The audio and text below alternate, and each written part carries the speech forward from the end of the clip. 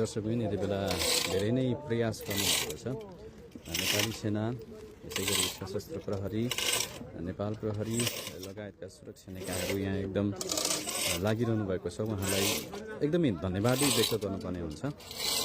जस्तोसुकै देशलाई अप्ठ्यारो पर्दा होस् अथवा अन्य दुःख पर्दा होस्, कुनै उद्धार होस् अथवा उत्खनन होस्, उहाँहरू चाहिँ निरन्तर सेवामा तत्पर रहिरहनु भएको छ। यो टाइगर चाहिँ चलाइरहनु